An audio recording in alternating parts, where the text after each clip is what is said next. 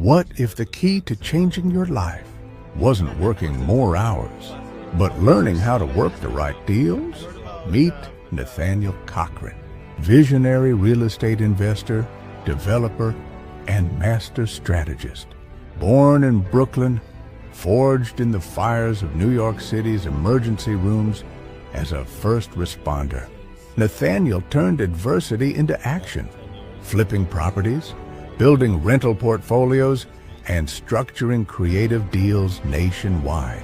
And now, he's giving you the blueprint through the Real Estate Deal Lab, a no-fluff, results-driven community designed to help everyday people close real estate deals and build the life of their dreams.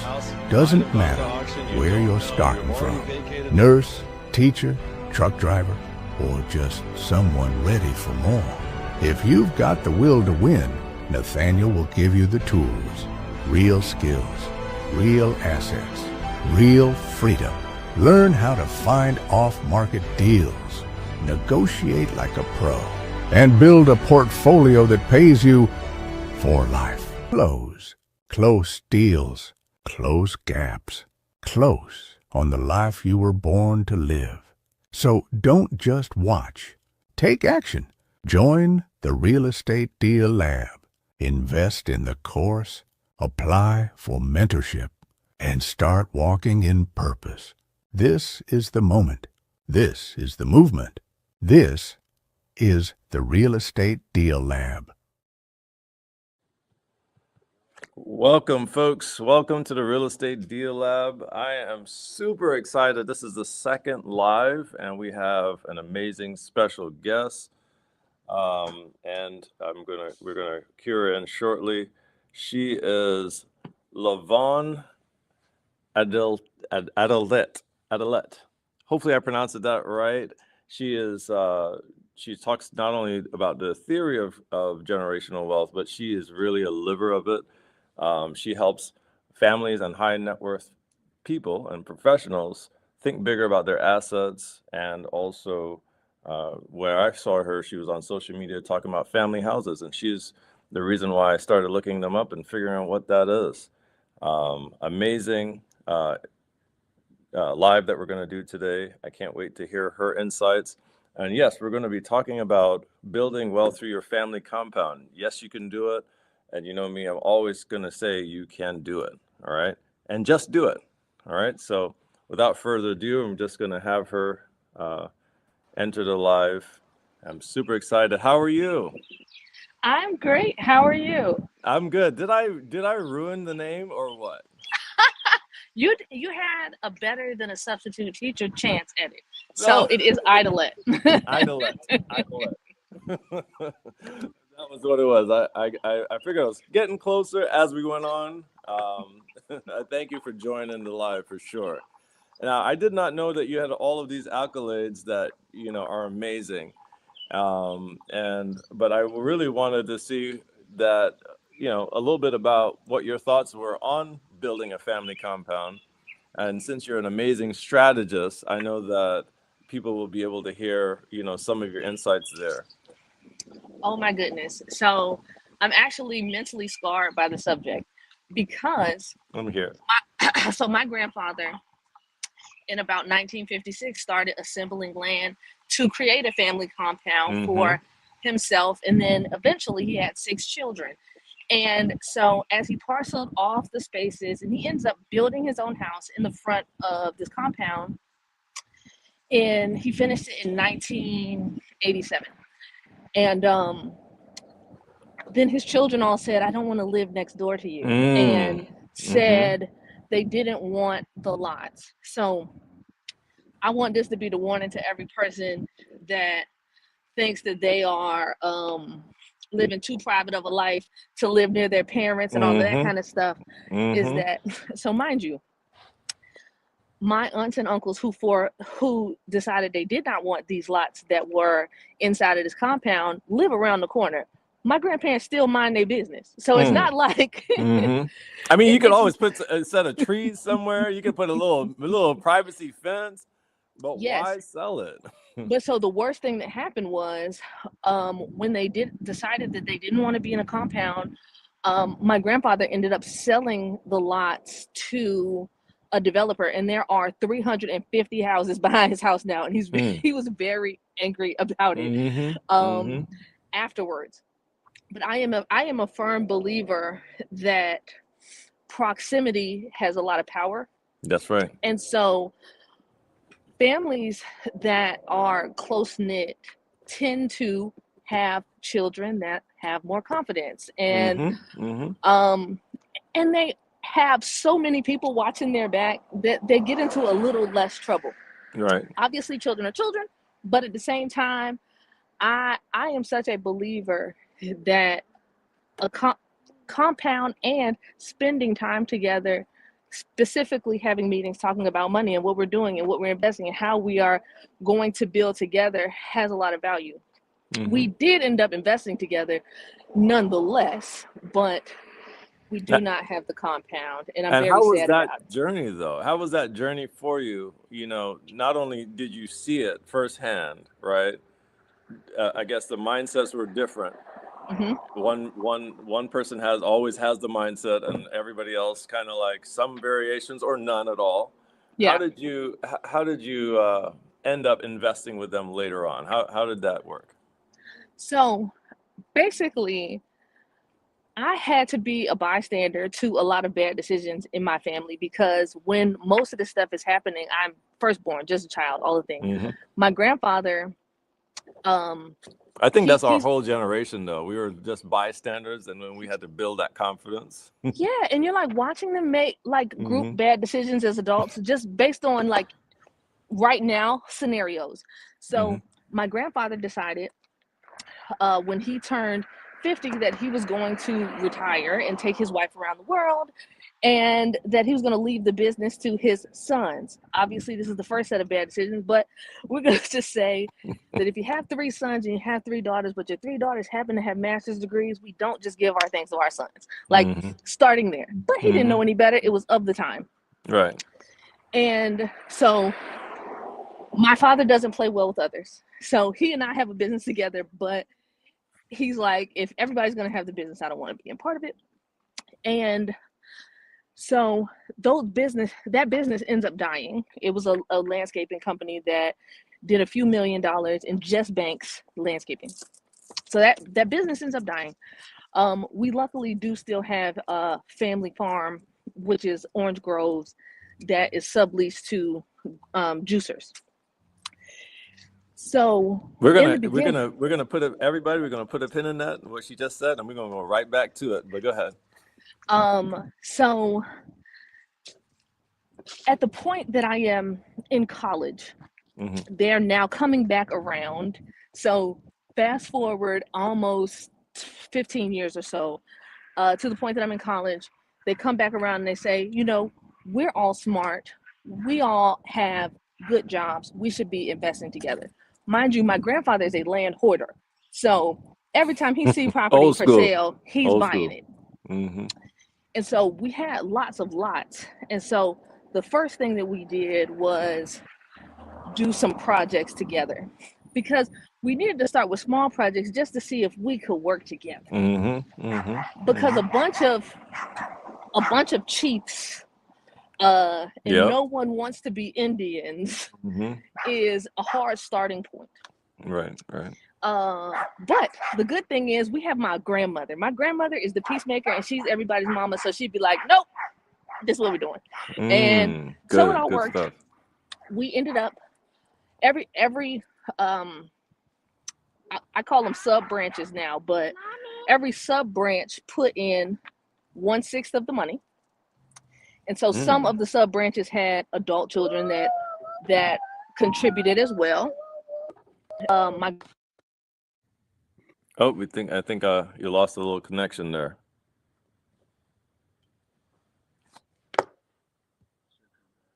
Okay. But oh yeah, we got you back. Oh no.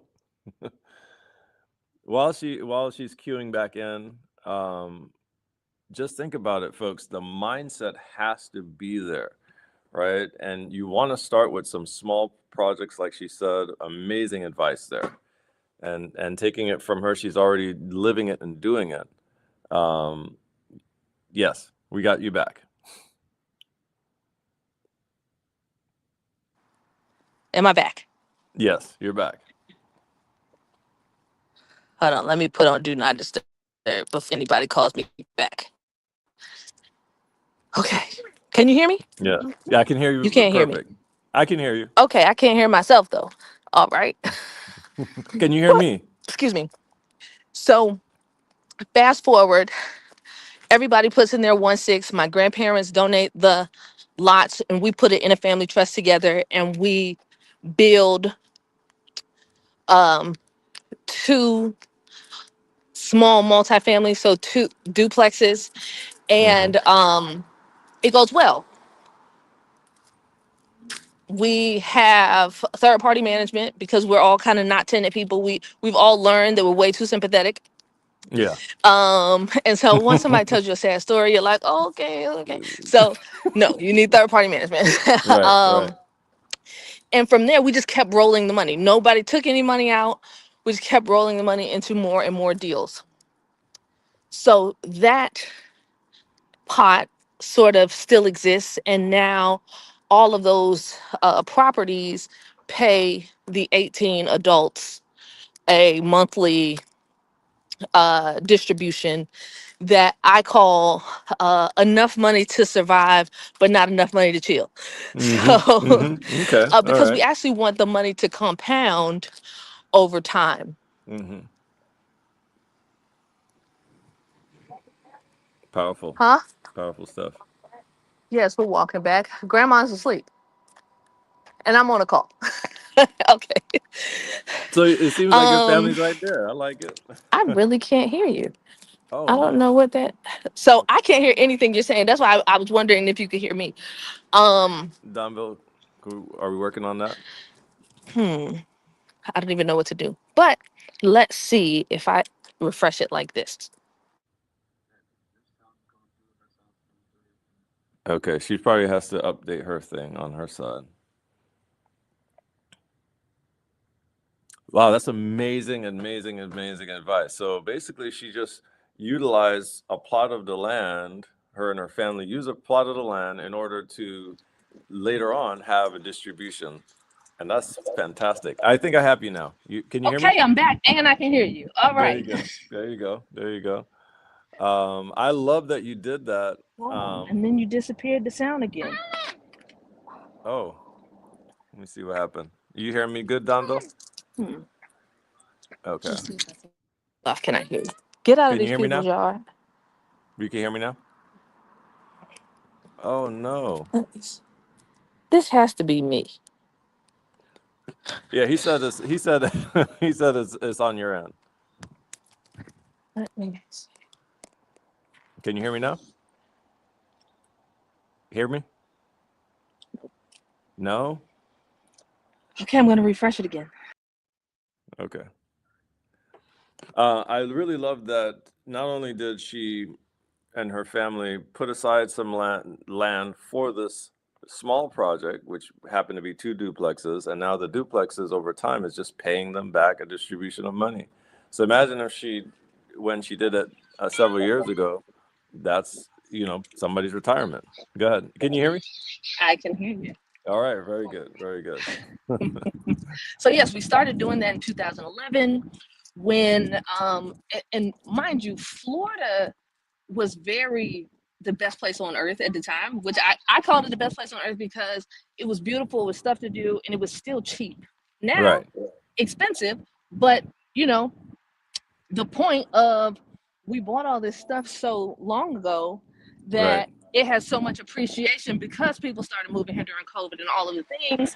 And a lot of, even like some lots that we haven't built, the stuff that's coming up around it has helped increase the value of it as well. So my grandfather, the land hoarder, is a person who's just like, they're not making any more land, just buy it, just hold. Stuff will come, it will go up, it will go down, but for the most part it's going that way to the right. So and so we really don't sell anything. We actually own the house that his father bought in the 20s when he first moved to Florida. Wow. And so my dad thinks that he's the brain and that I'm Pinky. So when I was going to law school, he was all like, you need to learn about land use, because if you can change the zoning on Yes. property, you can increase the value without doing anything. Yeah. And Yeah. so that house that was built in the 20s to house 8 children, which was super small at the time, but it was on 4 acres. We've now rezoned that to be mixed use multifamily with 108 units, mainly for workforce housing. Congratulations. Wow, that's Thank amazing you. stuff. Yeah. That's Except definitely amazing. I really don't want to build it, but it's just because It's a lot of work to build. yeah, I'm sort of like them when it comes to thinking about short-term gratification, long-term risk. You don't know what's going to happen between who your next set of local politicians are, and getting through things. So we have the increased value at the moment, and we'll build Now, it when eventually. you went to law school, is that what? So you did study zoning and land use. Then is that what Yes. you got? Your okay. But that's not my practice focus at all. Right.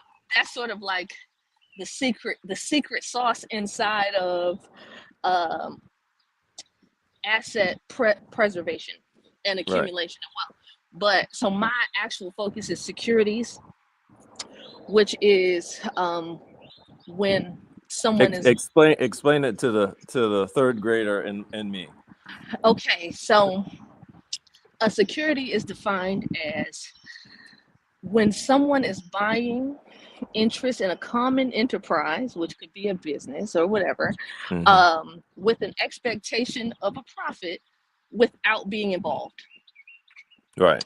So that's the sale of securities. That's your quote unquote silent investors. When you buy a stock on Wall Street, you are buying a security. When you buy a bond, whatever. But I focus mostly on private securities. So if you wanted to buy this building, the documentation to keep you out of jail and out of, people lying on you, that goes into selling small bits of the interest, the equity, or the debt for the projects or the business. So now, can that be done? Could you set something like that up for a family farm? Of course, that's the sauce. So that is what I'm talking about. Y'all are get a little bit of sauce today. Let's go. So, and by the way, I'm in Florida as well, and I just had to look it up, and I was like, wait a minute, you're in Florida? Wait a minute. Yeah, I'm right up here near Orlando, and actually, I'm at the lab here. It's in Cocoa, Florida. So. Oh, I know exactly where it is. So the houses that we're building right now are in Palm Bay, but my whole family lives in Vero Beach, and I live in Miramar, which is like super South Florida. Right.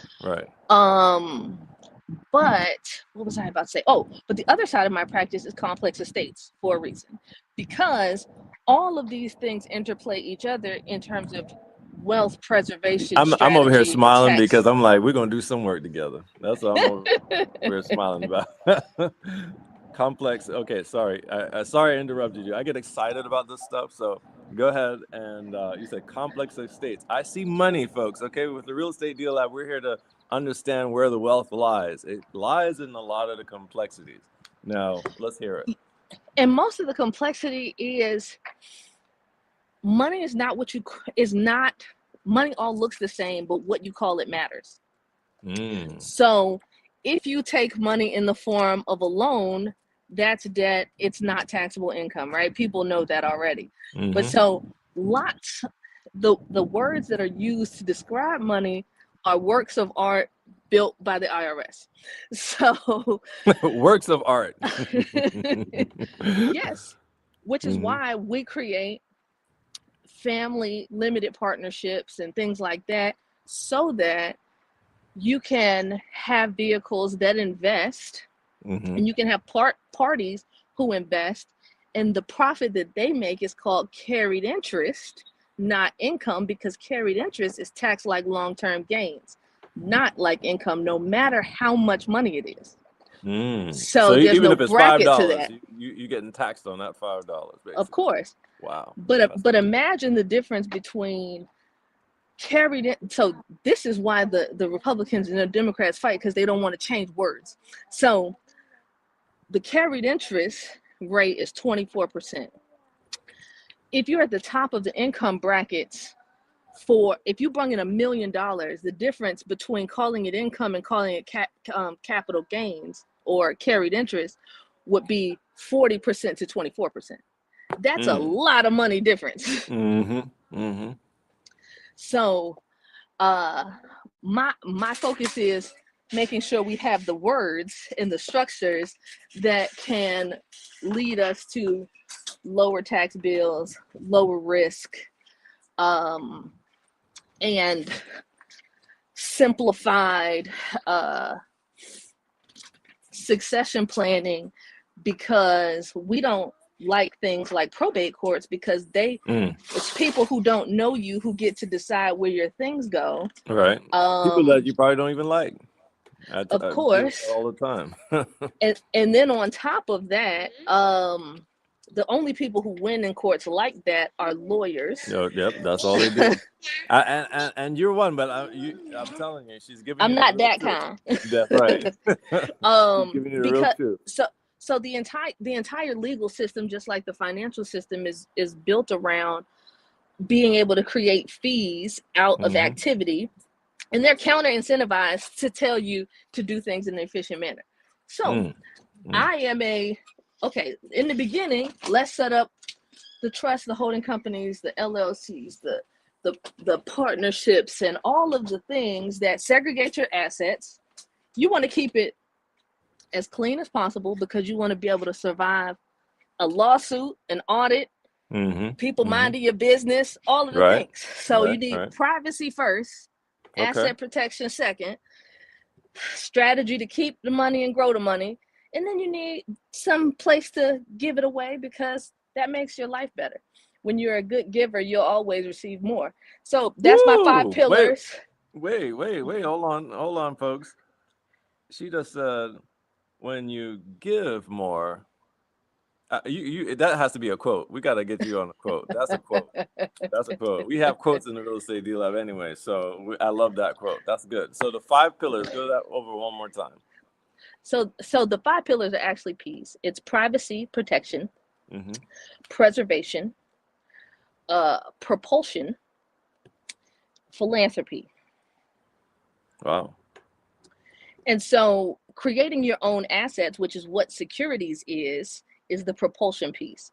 If you can create your own assets, something that you can sell to others, whether that's debt or equity, you can literally do anything you want to do. So there's no deal too big or complex, because anything you don't have, you can get a partner for. Whew. So that is definitely going to enlighten a lot of folks who say, oh, I can't own a farm. It's too much.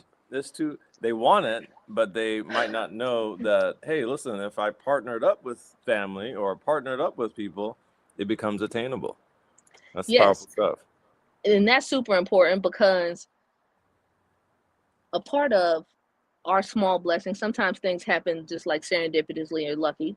The farm that we have, no one wanted the farm, because my grandfather was getting up at 4:00 in the morning to go work out, eat breakfast, and then he goes to the farm, and then he would get home so late, it's almost dark, and be sweaty and tired and dragging his feet and all that. So that doesn't look aspirational to your children or to your grandchildren. So everybody sees this and they're like, oh, who wants to run the farm? I'm out. And so I remember being very young, and this is also his fault, by the way, because when I was really young, let's say 11 or 12, I told him, I don't care about grades, I don't care about school, I don't care about da-da-da-da. Like, I was in a phase, teenagers. Oh, yeah. And he's like, do you want to know what happens when you don't work hard in advance? You work hard forever. And so you want to work hard forever. He took me to the orange grove. I had to work the full day. And mind you, this is not like, it's not fruit picking like it used to be. There's a machine that shakes the trees, it puts it in bags. You have to throw the bags though. And you do this for 8 hours straight in the hot Florida sun with snakes and all kinds of things going on. And so I did that for one day, and I said, throw that Never whole gonna do it. sentence away. I'm going to be smart. I'm going to be the person that sits in the office that runs this business, because there's no way I'm doing that ever again. Yeah. So he kind of gave you like a little negative view of it. So he always gave us a negative view of like what it was like. You basically, if you don't work hard, you'll be a fruit picker. So then he's like, oh, you don't want to be a fruit picker. You don't want to, like, not necessarily owning a farm, but definitely working on a farm. He's always made it look and sound so negative.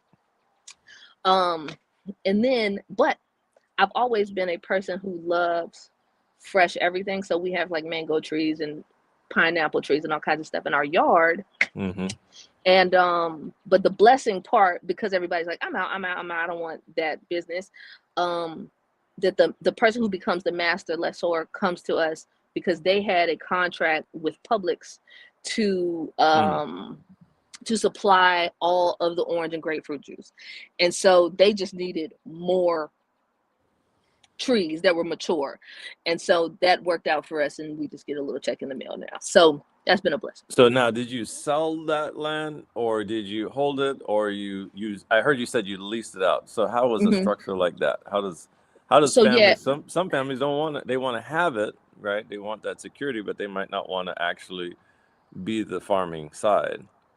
Yeah. So it's on a triple net master lease, which means that they do their own maintenance, they pay their own insurance, they also do pay the taxes. We just get a check in the mail every month, and we also do get a royalty on the total amount of their crop yield a year. There you go. Yeah. I mean, so that's real generational wealth too. Every year, but you still own it, still own the land. You don't have to worry about the taxes. As taxes go up, you don't have to worry about it at all. And you get to have some of the royalty, and they have to do well because they're still, producing in Publix. Exactly. But the thing that people don't realize about places like Florida, for example, because I'm actually from Virginia, that's where I am right now. Florida has tax caps, so we've owned that land since. Okay. I'm taking notes now. This is beautiful. Tax caps. Tax caps. So if it's your homestead property, your taxes cannot go up more than 3% a year. And your tax basis is portable. So if you move, you can port your tax basis, and your tax amount still won't go up, but so much incrementally. So when people say, oh my gosh, my taxes were reassessed and they jumped up so high, all you have to do is submit a form, because that is, well, number one, if you needed the homestead exemption form anyways, but let's say these people are just people, they're not perfect, so they might just give you the wrong amount. All you have to do is submit, you need a reassessment, and with an explanation, and there's clear citations. 3%, baby. I don't care what you put next to my house. 3%. And then on the investment property side, the cap is 10%. I like it.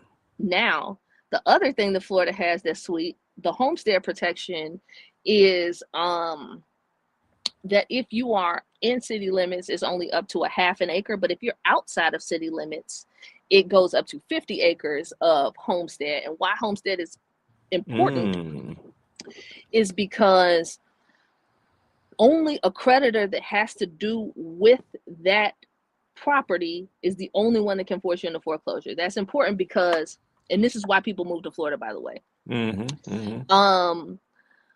So your mortgager, the person who built your house, all of those people can put liens and they can force you into foreclosure. But let's say you are a doctor and you do malpractice and they sue you and they win that judgment. In other places that do not have homestead, or on your other assets that are still in your name, that's why you don't want assets in your name, by the way, they can attach those assets and do a forced sale to recover their judgment liens. They cannot put that judgment on your house. So if you owe them $100 million, you could be sitting in your house with your feet up. That's why O.J. Simpson moved here. He owed all them folks money.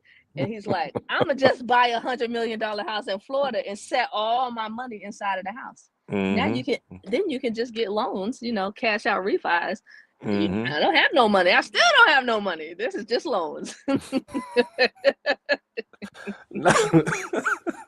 See, now that is really knowing the game and the strategy behind it. That's why you're legendary with that asset protection. Wow. I didn't think about that. But I know of the amazing Florida structures that we have here. It just really is amazing. What other states have you seen that, not as Florida, but close to?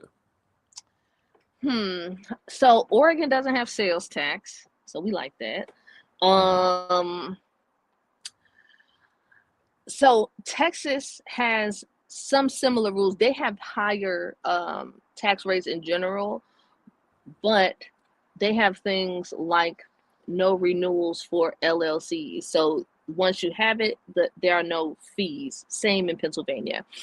So when you have all of these like separated assets and things like that, which like I generally only use one LLC now, because in most of the states that we own property, we own them in land trust. Land trust is a very good structure, folks. We're going to unpack that in a little bit, but I love land trust. My favorite reason for land trust is for pure privacy. So I can sell you my property by just selling you my beneficial interest. Obviously, my land trust name is just going to be the address. And nobody knows how much you made or anything. It's just exactly. So now the taxes won't get reassessed, but you also won't have to pay doc stamps on the transfer.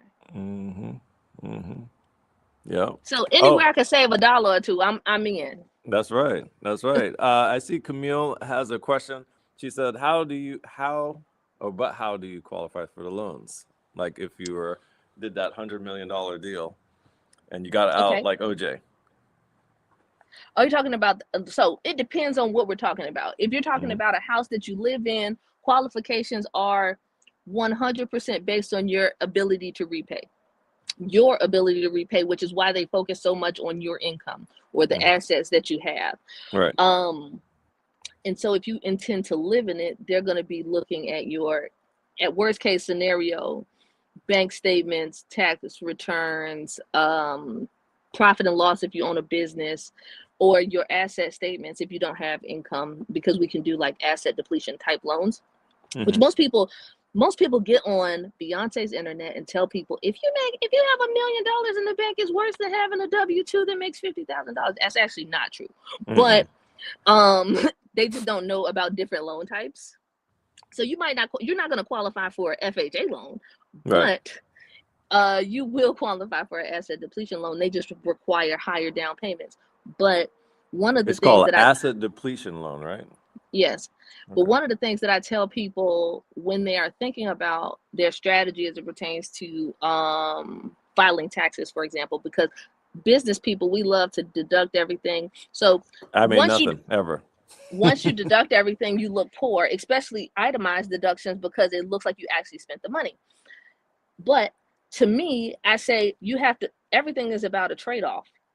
So would I rather throw my money into the abyss known as Uncle Sam, or would I rather put more money down in the property because it's still my money?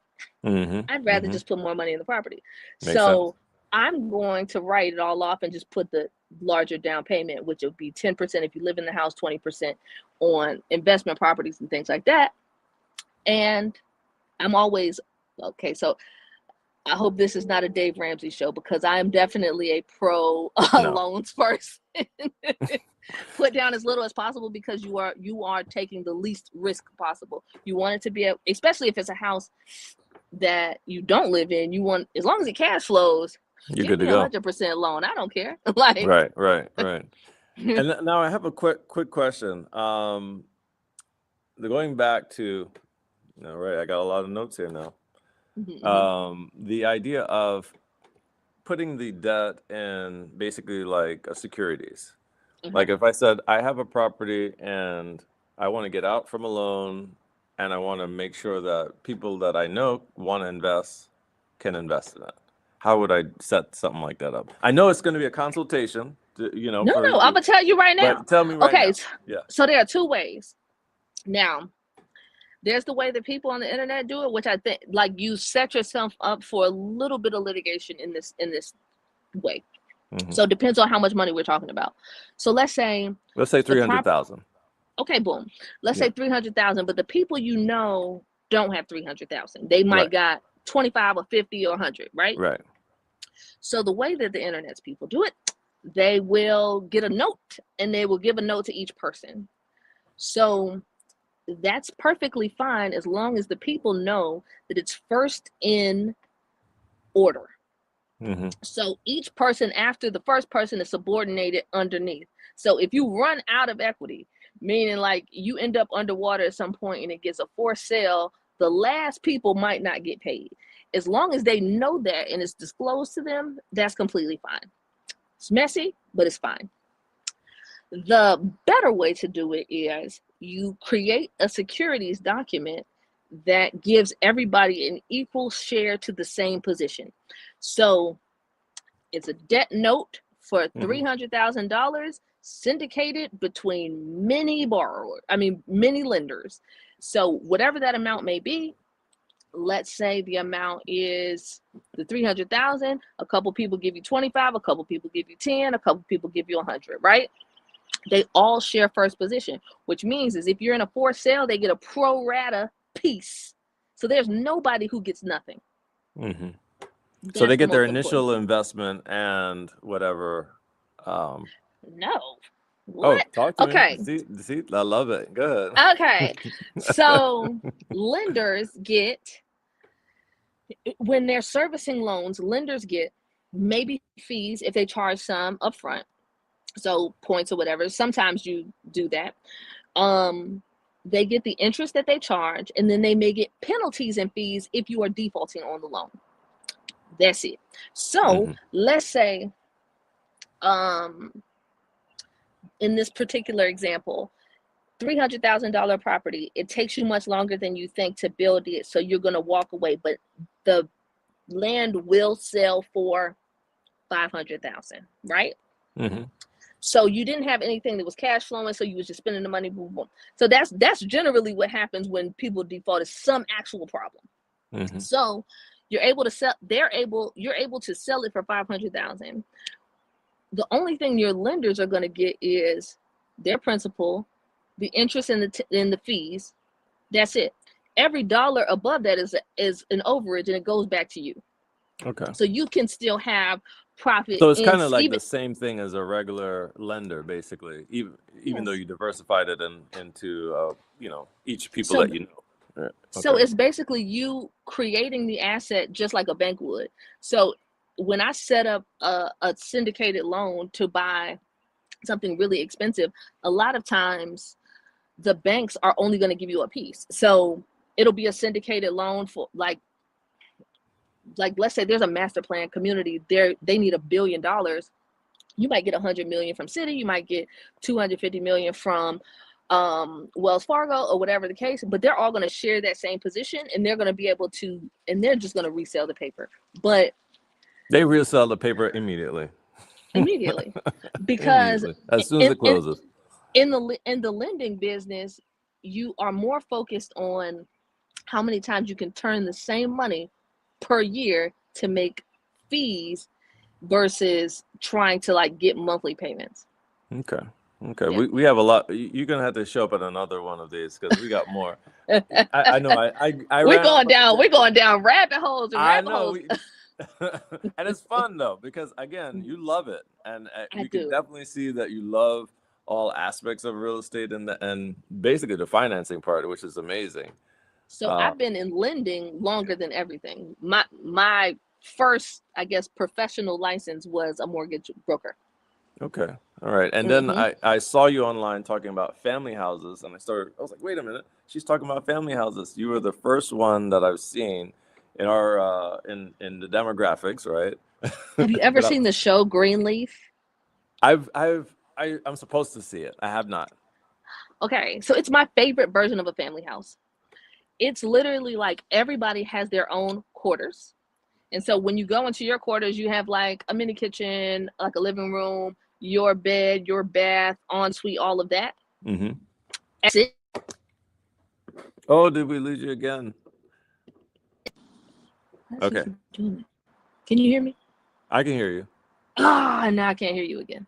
Oh, no. You got to refresh your screen probably.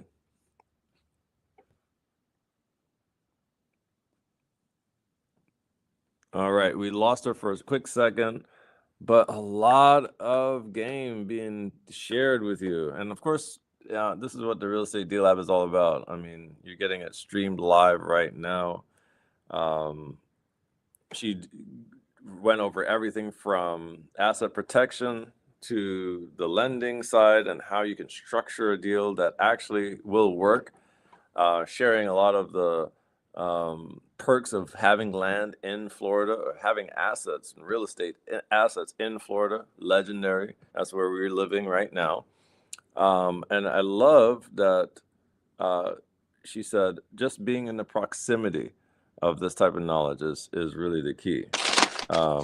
So we're waiting for her to load back in.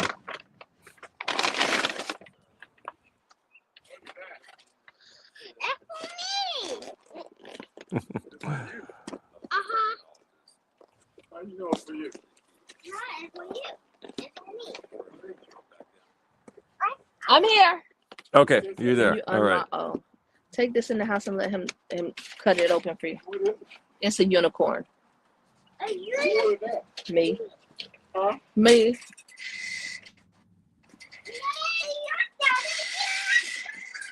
So we're talking about green leaf. So each person in the family, and these are grown people with their own families. Every person in the family has their own quarters within this house. Mm-hmm. I don't know. I'm on the phone. No, she wasn't here. She was leaving when we were walking. Oh, okay. You can hear me? Yep, I can hear you. You're kind of frozen though, but I can hear you. Yes. So you said green leaf. Now I have to make it a priority to see this one.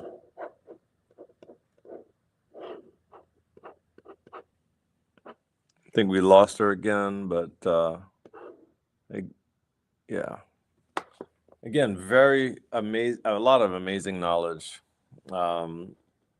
from the fact of owning the farm, and then if you don't want to work the farm, you lease it out. That's one amazing option, right?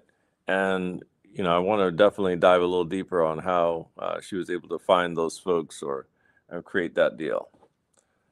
Keep your questions coming in on the live chat. We are still here. We have about an hour left, and I'm super excited.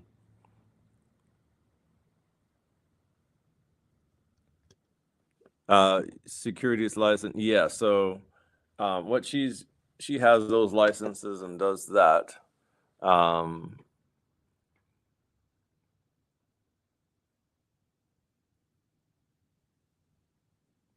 But we can ask her about if anyone can just do it themselves. That's a good question. Thank you, Camille. Okay. That's a good question, and I'm glad you asked it. Yeah, that's a good question. Anybody can do whatever they want unless it's over $100 million. There you go. I love it. You can do whatever you want, people. Just do it. That's good. Yes, every state has its own threshold of not needing to be filed, but the SEC's number is 100 million. So you can, you can't do that license is raise money for other people's deals. But if you are doing your own deals, meaning setting up your own loans that you are offering as an issuer, no license. You can do it. Okay. All right. Very good. So again, folks, great question, because then that's why we have experts that alleviate all of that noise, the mental noise that we may have that says we can't, right? Oh, is that okay if we do it? Again, it's good to have the source to say, no, you can up until 100 million. So do your deals. Okay.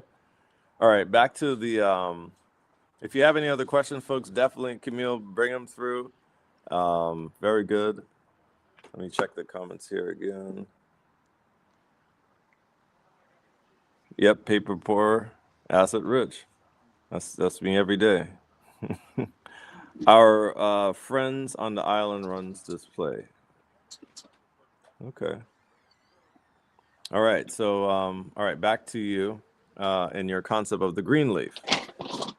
Because it has to have a good mindset. You have to have a good mindset to do it. But there's a lot of opportunity in it. And like you stated earlier, children become a lot more, self-aware because they have a family behind them. That's really the key. But go ahead. I think you're frozen now. Can you hear me?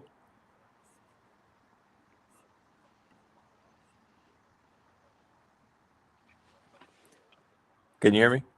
Okay.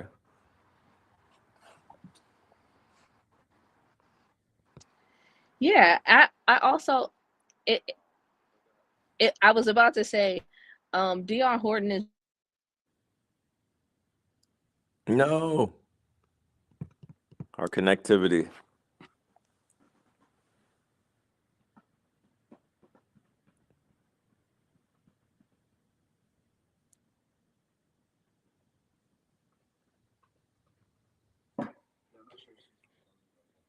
What's that?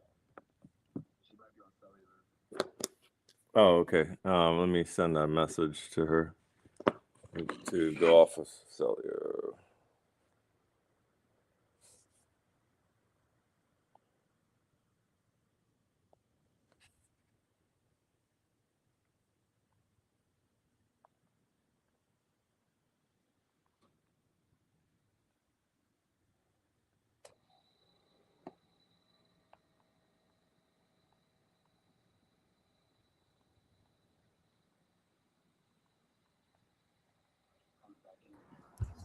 I finally think this actually may work good. I'm on a real computer like a grown up, not on my phone. Hear me, and it'll stop hanging up on you. Thank you. Thank you. I want to also say thank you so very much for sharing with us. We got some time left, obviously, but I really appreciate it. And I know that the audience around that are going to be watching this will be, liberated, basically. So when you're talking, you're liberating people. And I appreciate that. Thank you for sharing your own personal stories, too. So back to Greenleaf. Okay. So yes, they all live in a house. Everybody has their own quarters. These are all grown people. They all have kids in their own families, and it's a big enough house for that to all make sense. But it's beyond, it's the concept of shared community and shared resources that I think is great. And I was jokingly saying Dr. Horton has now gentrified in-law suites and calling it Mm-hmm. multi-generational housing Multi-generational. Yep. in their new concept. And I'm like, Mm-hmm. every house I know in Florida has an in-law suite or a studio or something on the back, but I'm gonna let y'all act like you invented it. It's fine. Yeah. They're trying to coin the name, and we were talking about it years before. They're trying to coin the name again. Yes, but shared resources is the reason why a family office or a multifamily office really works is because it's focused shared resources. Focus shared resources. Now, how do we get? Okay. How do we? We're going to go all the way down. I know you deal with high net worth folks, but we're going to go all the way to, let's say, for instance, Roy and Pauline. Roy is in construction. Pauline is a nurse. Mm-hmm. Now, I'm always going to use their names because they're actually my parents' names. Okay. And that's actually what they did. So, folks, when you hear it from here on out, that's what it is. Let's go back in time to, the very beginning. So, if Roy and Pauline started with their extended family to create this, how would they create it? What's the best strategy? So the best strategy is to first you need to take stock on two things. What is our common goal? And what does our talent look like? So That's a bar right there, folks. Okay, that's a bar. I had to. That's a bar. Go ahead. our family's strongest asset is that we collectively are pretty smart and pretty savvy. So we like figure things out and have a can-do attitude about challenges and problems, right? So your talent is a family's biggest asset. It's the people. So you need to know what your people can do first. And then you need to know what y'all's common goal is. So you want to be marching in the same direction. This is why family meetings and constitutions are important, because not everybody aspires to be rich, and not everybody aspires to like work all the time. So although some of us may love the chase and the deal and this and that, I love working all the time. but you're right. Some don't. people like to fish and teach the kids and spend time. And so you need to know, like, what's our North Star? Are we looking to have a good community life together where we don't worry about bills and food? Okay, boom, we have a starting point. And then what I generally start with is, I call it the FU number. So the FU number is. Let me tell you, I love that statement because I saw it on the film. He says, you round up $2 million, you come up with the FU number because you have your house paid off, you have a car. And so, and that's a bigger number than even what I'm talking about. When I say my FU number, the FU number for me is you don't have to take any job that's available, and you don't have to deal with people you don't want to. So that's being able to cover your desired lifestyle costs. But you got to figure out what that number is, so that's your starting point. And then you go, okay, let's look at our talent pool. How do we get to this $10,000 a month to take care of this family that has these houses and this land and these things, right? It's easier than most people believe, but because we have all been tricked into the idea that money can only be accumulated by using time and things like that. It feels like a daunting point to be like, okay, everybody's bills collectively is $30,000. Okay, but if you look at it and say, who are able-bodied adults? Can we not come up with this? You know, and now once you get to your FU number, everything above that is called gravy. And you want your gravy to be rolled into the assets because the assets job really is to cover that FU number. There you go. With cash flow. But the starting point is, okay, we all need to earn, so that we can build our gravy, so that it can build the assets to now cover the FU number.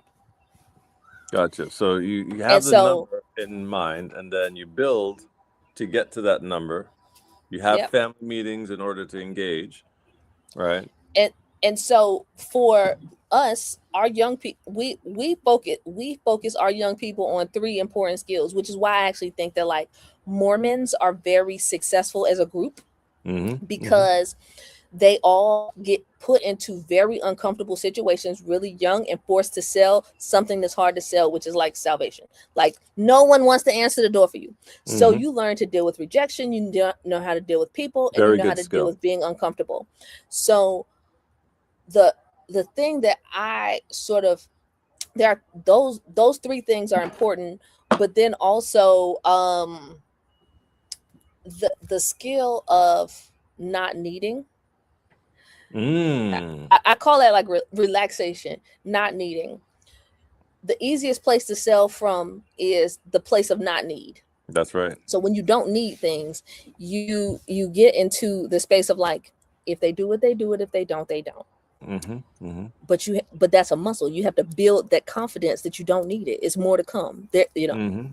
So in your talent pool, you need to be building these skills for everybody. Everybody needs to know how to network, know how to sell, know how to deal with resilience, know how to not need, know how to like, and then you can build like, so those are soft skills. Then you build like hard skills. Like if you have a farm, who can actually do stuff? Who's strong? Right. Who knows? Right. Who can turn the earth, okay, with a shovel? Who can do the shovel Yeah. work right now? Who can Yes. wrestle a cow? Yeah. But hard skills are easier to teach than soft skills. So True. soft skills you build over like the uncomfortable reps. Mm-hmm. So people who cold call all hate cold calling, but they become good at it even through the hate because they just do the reps. Yeah. Yeah. Yeah. And that's what we talk about in the real estate deal of a lot. 100 cold calls, that will get you something, get you some knowledge, really. And then when you get through it, it becomes a little bit more easier. You know that it's just, hey, I'm just having a conversation. Like even me reaching out to you, I was like, this lady don't know me at all, but I feel like we align with this type of conversation, Yes. and again, it's just reps. It's uncomfortable, but look where we are today. Exactly. You get a fraction of the effort and the ask that you give, but in the world of abundance, That's right. asking is a superpower.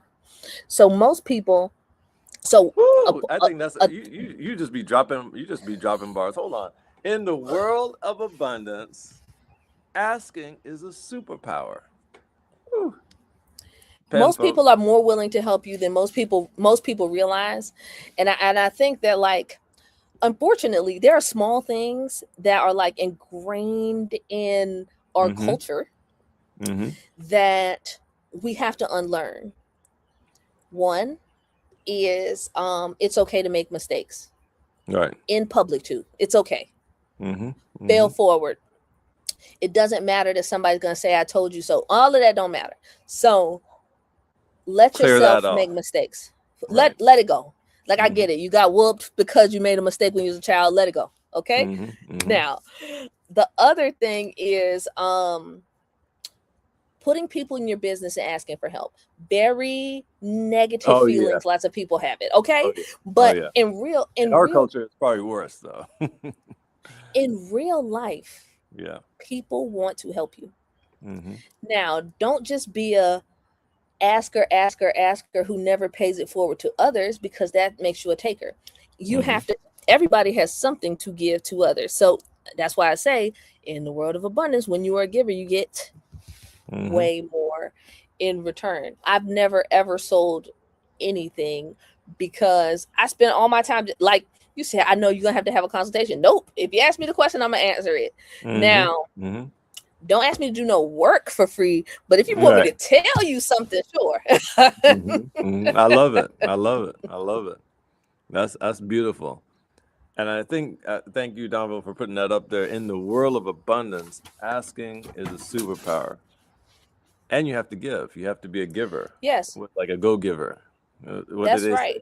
Yeah. But, I love that book. Every billionaire that I have ever met, all have said the same quote in different words, but it's basically say yes and figure it out. Ooh. But while you're figuring it out, ask people who have already done it. Again, another bar. Say yes and figure it out. Now, of course, the people want to know a little bit more about that deal, going all the way back to when you did the deal with Publix. How did they approach you? What was the conversation like? So, I had a farm that I'm just growing potatoes. How do I get it into a market? Okay, so that isn't how the story is. So we have a lease with a person that has a contract with Publix, and they have an output contract with Publix, which basically means we will buy everything you make. That's a very strong contract because it's very financeable.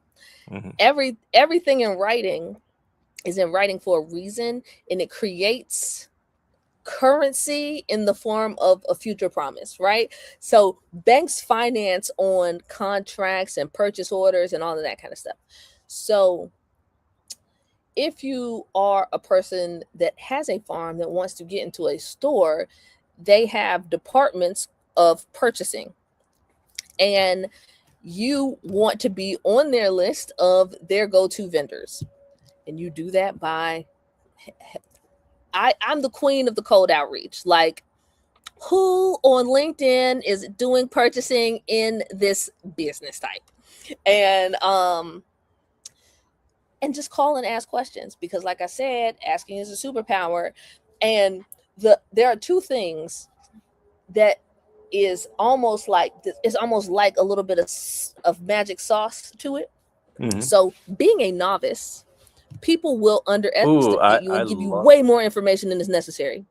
I love it. You are 1,000% right. 1,000. And in my own career They're of gonna real, give you so much oh, sauce, oh yeah. because they don't even think you have the capacity to use it Mm-hmm. and or be a Mm-hmm. competitor to them. So they're not even taking it They're too not taking you serious. That's seriously awesome. like that. That's true. Yeah, That's so they're giving you everything. It's great. mm-hmm. And Mm-hmm. then most people want to be the reason that you succeed, so that you could tell people that they were the reason that you succeeded. And so when Mm-hmm. you call and you're just asking questions, and from a place of like true inquisitiveness, they'll be like, okay, you need this person, you need to do this, you need this form, you need to go over here, you need this sign, and they're going to run you down and get you to where you got to go. Just But you like got to that. be willing to sit and listen, and you have to actually listen. Okay, so this is the most important piece. You have to actually listen. The reason that I'm Mm-hmm. going to say that is because no one has more opinions and don't listen more than the person that ain't never done nothing. Woo! You be just dropping bars. I hope we have the transcript anyway, so y'all gonna have to rewind and replay this. That's the truth. That is the truth. Have never done anything. Yes, Yep. and they're going to tell Yep. you, oh, no, that's not how you do marketing. Oh, no, that's not how you get a contract. That's not how you do this. Mm-hmm. Listen when a person is giving you instructions. Mm-hmm. Now, if they give you instructions and it doesn't work, fine, tweak it, do it your own way, but Mm-hmm. don't start from the variance. Right. Start Right. from the model. You start from the model and then you vary. It's like science. Mm-hmm. You have a control group, and then you got the experiments. Beautiful. So now that you were able to, you do the cold outreach, you start asking people that are already in it, right? The questions. Now, what if people have that procrastination? They have these big ideas. They're getting real close, right? They're looking at lots or land to buy, or they're looking at the opportunity. They probably started a little home garden. You're like, okay, I'm testing it. Pruning it a little bit, burning some plants, right? But how do they get from that and beating out the procrastination part? Okay, so as I tell all my so I have a bunch of athlete clients, and they love I call it mental masturbation. So they love it. Oh my God, they just want to mentally masturbate all day. It's all day long. And I'm like, listen, You ready to act? Let's go do some action. You cannot read your way into swimming. Right. You got to do it. Yeah, just do it. At some point, you have to get in the water, and you have to do the thing that you want to do in the way that you want to do it, because a home garden is nothing like a farm. Truth. You have to do it and you're going to do things wrong. It's fine. Most failure is not fatal, though, so you'll be fine. You'll live. Another bar. Most failure is not fatal. I feel like we done came up with a bunch of T-shirts and a bunch of stuff. Most failure is not fatal. That's beautiful. Now, yes, I just got a T-shirt made the other day that I said and I put the trademark paperwork. I sent it in immediately because I was like, oh, this is going to be a good shirt. I could feel it, because the internet's people have tricked y'all. But the reason that I say this is, okay, the shirt says beware of false prophets, but it's PROFITS. And the reason that I say that is because everybody on the internet tells you how much money they make in revenue. They never tell you how much money they make in profit. And when you talk about revenue too much, you can conflate whether something is worth doing or not. because you only make money when you can pay yourself. There you So go. doing things for the exercise of it, maybe good in the beginning, but at the end of the day, it's got to make money. And So how do sexy you get things that? generally don't make money, huh? Say that one more time. That last part. Sexy things generally don't make money. They don't. I was just looking up on. They talk about all the billionaires that are unclickable. They have all of the businesses that nobody wants to get into. The refinery. Exactly. No one knows about it. The wealthiest investor that we had at one point sold washers. You know what washers are? So they're like little metal that you put behind a screw. But he sells them to. So most things are not what you sell; it's who your customer is. Ooh. So yes, he sells them to plain manufacturers. So life cycle of replacement is shorter than every other industry because it's going in the air and blah blah blah. The life cycle is super short, and so that same aluminum rod that turns into 100 washers that would go to your Maytag manufacturer for $2 goes to them for $2,000. Same product. He's able to just like run through that profit there. Wow. Yes. Amazing. Multi-billion-dollar business selling something so that small. you wouldn't even think. You're not even thinking about that. While everyone else in the world is trying to create some complicated something novel, blah blah blah. Yeah. People are making lots of money selling basic things to people who need them. Governments buy all things, including produce. So I was just looking at one of the statistics. They're talking about microgreens and how much people are making in microgreens, the fortunes there. So it doesn't have to be sexy. I don't even. If you know how to make microgreens, you're already on a super path to become an X-Man. Because if you go into any grocery store, the little bitty packet. Yep. Like, you see how much they cost. Sprouted microgreens, $25. Like what? Yeah. So it's you all talk about baby plants. Little baby plants. That's what it is. Not even the big ones. The baby plants is where it's at. And that's the beauty of this experience is when you uncover, like, wait a minute, all this complexity, these little small things is what really makes the money. So I think that's going to help liberate a lot of people right then and there. Doesn't have to be all of this other effort. Just do it. Yeah, just do it. Just do it. What is now? Of course, somebody's going to ask me later on about your athletic abilities. I saw that you're heavy duty. Do you think that helped you craft a certain mindset when you started investing and meeting other athletes? So I say that most things in your life are transferable, even if you can't tell. So athletes have a very it has to work or it has to work mentality. Like there is no if it won't work. Like why are we even thinking about that or talking about it? It's gonna work. And right. I see the vision, and I know that every day if I do a daily deposit, I'm going to get to the vision. So that mindset takes you very far because there are many days where you have setbacks. Boom, you got injured, something happens, you didn't get the permit, you didn't get the things in business. And so you have to have that, like, it's going to work. Right. Do what you're supposed to do today. Do what you're supposed to do tomorrow. And if you just focus your disciplines on that, it will all work out. People used to ask me that all the time because I was in law school when I went to the Olympics. And I'm like, I have and most people are like, how did you do it? Everybody says that kind of thing is impossible. And I'm like, well, I never considered that it could be impossible. I just was going to practice and going to class, going to practice, going to class. So I never considered it. So it was just like kind of like a rhythm then that you did. It's literally creating mental disciplines and just doing the activity.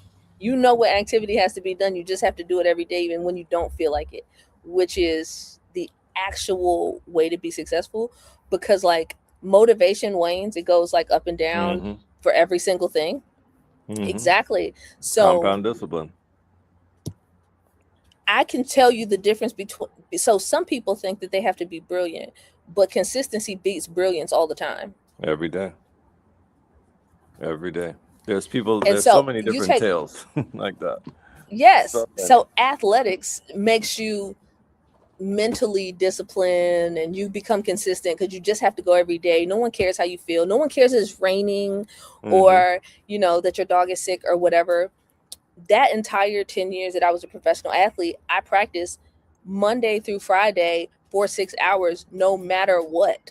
Like, it's Christmas, who cares? You have Right. practice. Right. And so taking that into business, you just sort of like, you can, Kobe Bryant said this, and he's just like, so in the summers when he was trying to get better, he would work out 4 times a day. So if you stack that, he's like, by the time 2 years had passed, I'm Way out the 7 years league. ahead of them Yep. because I've compounded the work. Mm-hmm. And so most people, although they say they're working, they're They're doing not busy working. things they Busy work. enjoy Mm-hmm. over and over. I'm looking at spreadsheets every day. I'm working. Yeah. and avoiding the actual work that has to be done. So if you can find the things that move the needle for you and do those things daily, you will be light years ahead of people who are like, got my LLC check, got my bank account check, Mm-hmm. got a logo check. Like, when are you going to get to the things that actually is the business? Mm-hmm. Mm-hmm. It's very true. It's very true. Get a customer first. Right. And sometimes, I saw a business, I tracked a business that sold development to Dollar General. Whoever bought the Dollar General. And I was like, wait a minute, they didn't even have a website. They had a website probably like 8 months after they had already did the deal. They had no website at all. They had just formed Exactly. LLC and they did the deal already. So procrastination, you got to kill it. And I love that you said you compound everything. It doesn't matter how you feel, and you just compound these little stackable wins every day.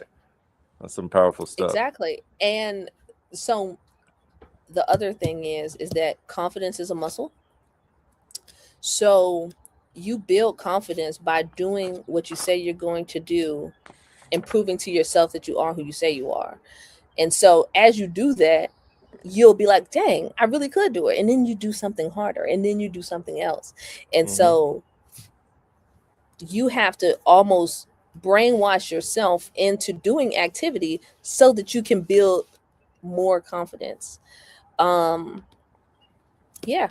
Do you have like affirmations or something like that you use in order to brainwash yourself? Because that's the truth, though. You have to. Like, even if you feel like you're not there, you have to train your mind to be there already. So how do you do it? So I think that, like, what it is, what is the words that I want to say? Okay, so what it is doesn't have to be said. Is how I feel about things. So if you're like, I'm a truth teller, right? You wouldn't tell people that because that'd be weird. You would just be the kind of person who tells the truth, and people will know that you tell the truth. So I don't use affirmations because that feels like me trying to lie to myself versus doing the things that are required for me to feel the way that I believe it for real. So if you think you one of them ones, you're gonna get up, you're gonna get dressed, you're gonna put on your perfume, you're gonna go outside, and you're gonna be one of the ones like that. You can't just be like, I'm one of those ones. You don't even believe that because you're saying it out. Right. So get up and just do it. So if somebody says, hey, I want to be in real estate, I want to be a real estate investor, get up and make the cold calls, learn how to find a deal. Yeah. And go Make the offers. Make the offers. Talk to people. Every single so this is the challenge that I give to, because I work with a lot of transitioning athletes, and my whole thing is you have to reprogram how you identify yourself. Don't introduce yourself as a retired athlete ever again. Now, okay, so it depends on what they're doing, but let's just say they want to get into real estate, and I say every time you meet a new person, you say, I help people get double-digit returns backed by real estate. And they're going to ask you, what does that mean? And that gives you the door to say, yeah, you know, I buy this, or I'm looking to buy that, or I partner with these types of people.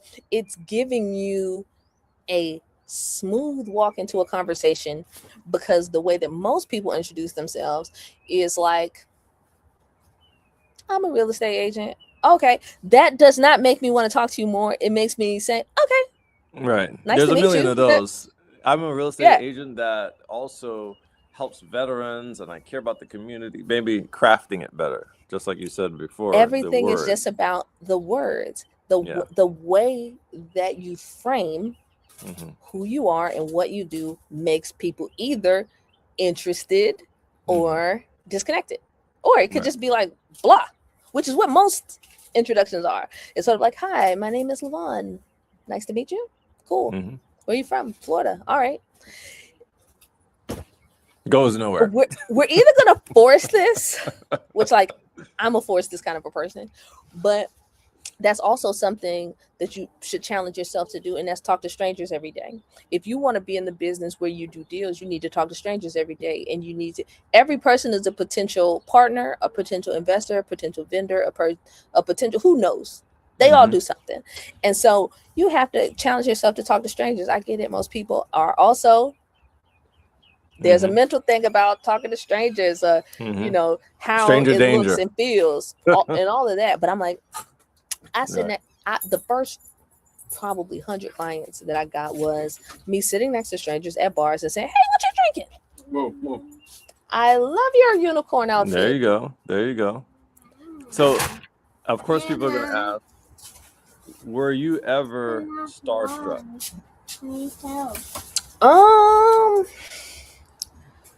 What? That happened recently, though. When I was younger, no. Mainly because I'm a believer that whatever you do, you're supposed to be good at it if you've decided to do it as a job. Right. Okay, so you can't be like, I'm funny, I'm a comedian. It's your job. You're supposed to be funny. If you weren't funny, you need a new job. So, and fame is also weird. So I never wanted to be a person that treated people weird. Just treat them like a regular person. Just because other people knew who they were. Because I watch it be weird all day. Like, you really thought it was a good time while eating dinner to just be like, can I take a picture with you over your steak? So John Wayne had a statement that he would always get stopped in the restroom and in the urinals, and then the men would just, hey, I want to. They were just so starstruck, and they were just. So he was a lot of rainy boots. That's all he would say. It was a very interesting thing.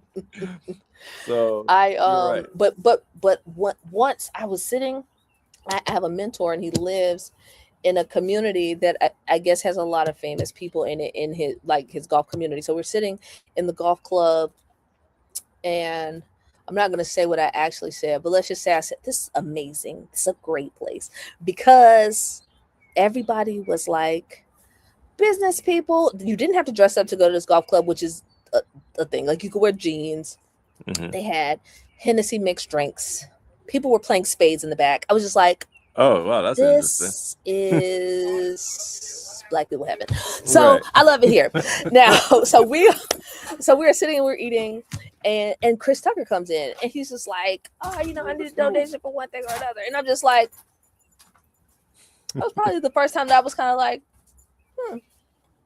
I might be starstruck, because I would generally just talk to everybody, and I didn't say anything. I was just kind of like, you're like speechless, right? Deer in headlights. Yeah. That's too funny. I had one situation like that with Missy Elliott. That was my first starstruck moment. It was like right next to me in New York. I was like, oh my God, that's Missy. Yes. So we know that you've done a lot of work with high net worth folks. What about family offices? How did you get involved with that? First of all, how did you even know about it? Because, you know, in the community, a lot of people don't know anything about family offices. So explain what one of those are and how did you even Okay. get involved? So when I first moved to Miami, I would go to these morning meetings at these different places. Like some are like BNI meetings, if you know what that is, like where people network and they bring a referral. But some were just business people who like meeting people, but they like to do it really early in the morning. So it'd be like 6 o'clock in the morning. And so I was in graduate school and I met Wayne Huizinga at one of these meetings. If you don't know who Wayne Huizinga is, he used to own the Dolphins. He used to own Blockbuster and Waste Management. So he has a lot of businesses right there. Yes, a lot of money there. He has a single family office, and so he was the first person to explain to me what it was. And we were just having a conversation about graduate school, and he told me I needed to transfer. That's a whole segue of my entire life. But he was talking about how, because he was asking me who my financial advisor was, because I had just become a professional athlete, and I was like, insert wire frame house. I'm not going to tell y'all who I don't like, but just insert all of them, the JP Morgans, the Goldmans, the regular, everything, all everything, right? So I just tell him who, and he's like, oh, okay. So he's like, okay, so the reason why really wealthy people don't like to do business with them is because it's impossible for you to serve my needs with 10,000 other people at the highest level. And so as you begin to accumulate wealth, you're going to want to have a person that looks at your deal specifically, that goes out and sources deals for you, that looks specifically for products that serve you best, whether that's insurance, bonds, whatever the case may be. And so I didn't really know what that meant at the time. But then I was asking follow-up questions like, do your kids work in the businesses? And like, how are you intending to leave money to them and stuff like that? And like, how do you get them to be motivated? And he's like, number one, just have a bunch of kids, because some of them are going to disappoint you. And he's not the only one that said that, though. And so that was sort of like, stick a pin in it. Whenever someone tells me any words I don't know, I stick a pin in it and I do a deep dive, because I need to know what I'm talking about. And so I already had a finance degree, and I already knew about like hedge funds and private equity and stuff like that, because I was super interested in that in undergrad. Once I learned, give me one word, I'm going to look it up, and I'm going to be like, oh, this is interesting. I want to know everything about it. Yep. So I took your mind is similar to mine. That's why I'm like, oh, this is going to be great. Notes galore. Go ahead. So during this time frame of 2000, I started law school in 2011. In that time frame, they're discussing the Jumpstarts the Jobs Act. And so that's bringing in crowdfunding, Regulation D, raises that allow you to advertise. So I'm learning about securities in general. And then I was invited to this conference called ADISA, which is Alternative Direct Investment Summit Association. And in this room, let's say there's 1,200 people. They're mostly registered investment advisors, which are people who manage other people's money. There's broker dealers. They're the people who raise money for you, and they charge fees to raise capital for you and to, make sure you stay compliant and that sort of thing. Then there are family offices. So these are the 3 types of people who are in this room, besides the sponsors. So the sponsors are, because people use the same words, but they don't mean the same thing. So I'm thinking sponsor like I am a Nike sponsored athlete at the time. But no, a sponsor is the person who has the offers of securities for the broker dealers to negotiate and for the RIAs to invest in. Mommy. Okay, baby, give me a second, okay? I see it. So learning the words, the things. They also use a word that I had heard before, but in a different context, wholesaler. So in real estate, a wholesaler flips contracts, which I knew about. Right. In finance, a wholesaler is the person who takes sponsors to broker dealers to negotiate terms on how much equity and fees and things like that they're going to charge in order to raise the money for you.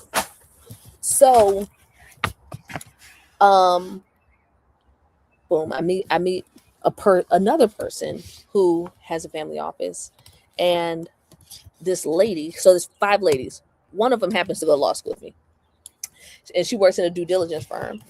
And she's like, "Can I help you?" And I was like, she's like, "Tell me everything you do, and I'm going to help you in the best way I can." I was like, "Okay." I love so it. At the time, I was helping professional athletes buy commercial real estate for the cash flow. Boom, easy to say.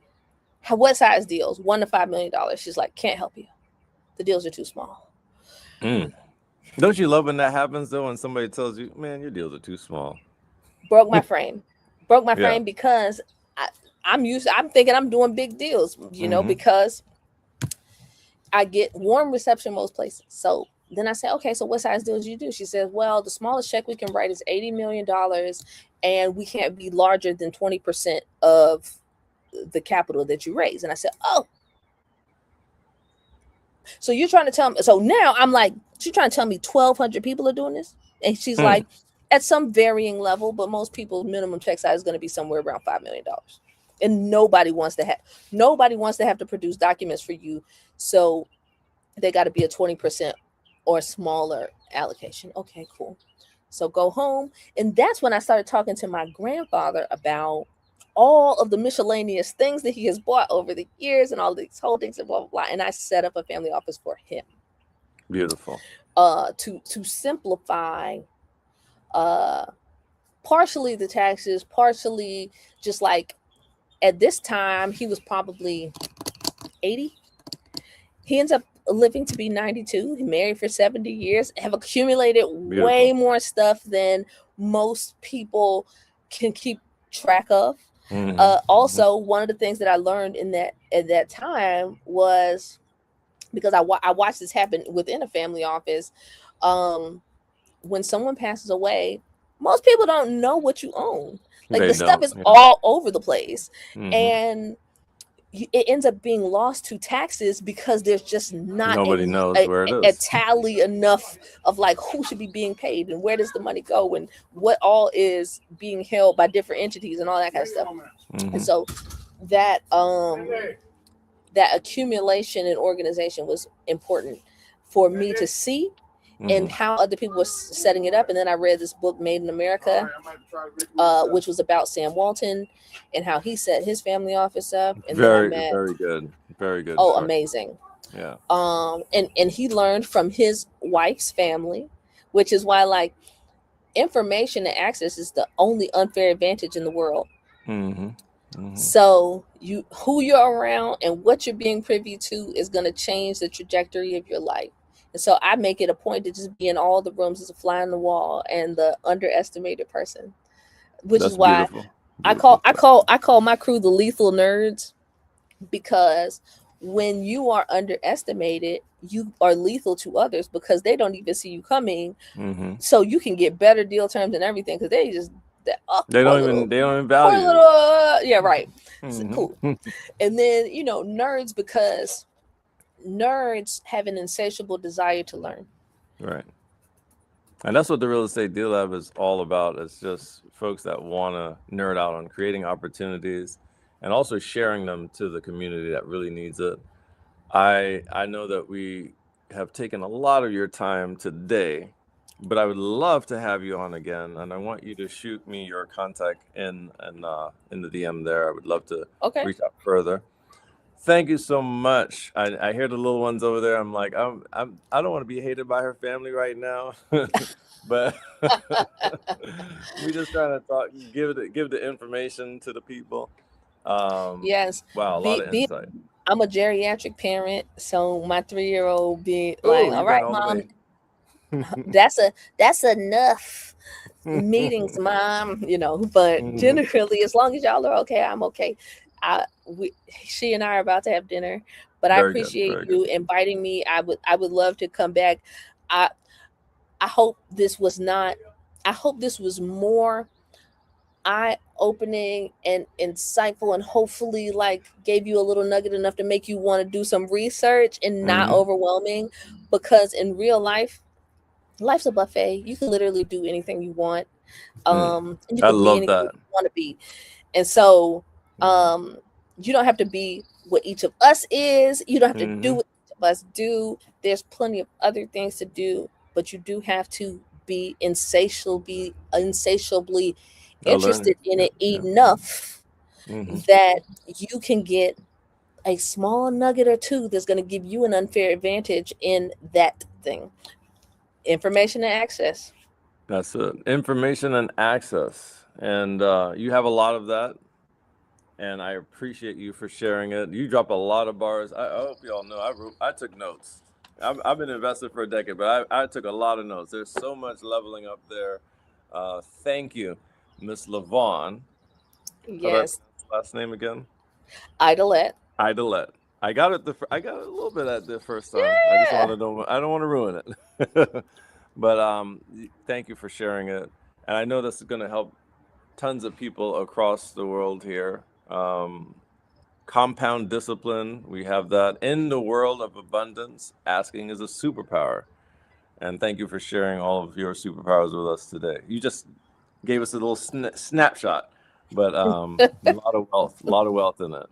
All right. Thank you so much. And we'll definitely have you on the next time as well. All right. Thank you. Right. Thank you for having me.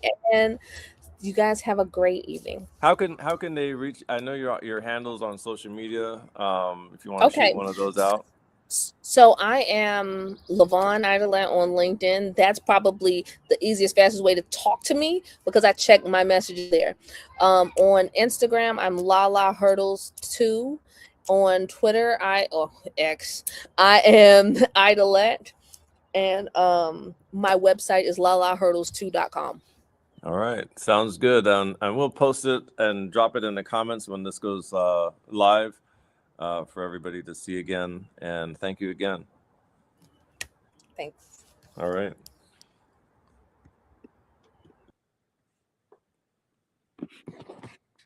Hello? Hello? Yeah, I'm fine. Oh, man. Thank you so much. Wow. She just dropped. Oh. Huh? You go ahead and end the stream. Right. She done dropped a lot of nuggets. Oh my gosh. Were we supposed to go to 8:30 or 8?